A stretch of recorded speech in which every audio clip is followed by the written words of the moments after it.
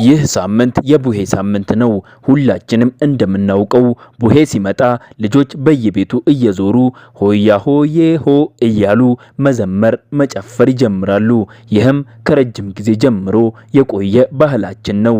ነገር ግን ይህን የተለመደ የቡሄ ጊዜ ልጆቹን ትንሽ ፕራንክ ለማድረግ ታስቧል። እሷ ቀድሞውኑ ፊቷን እንደ ዞምቢ ሜካፕ አድርጋ ተዘጋጅታለች። ከዚያ ልጆቹ ሆያ ሆዬ እያሉ ወደ በሯ ይመጣሉ።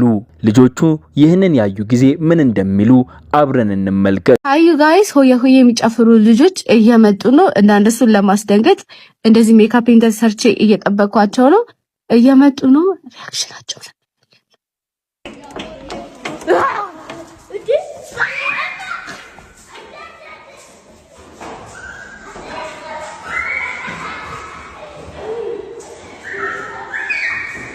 እነሱ የመጡት ሆያ ሆዬ ለመዘመር ነበር፣ ግን ያገኙት ዞምቢ ሆነ።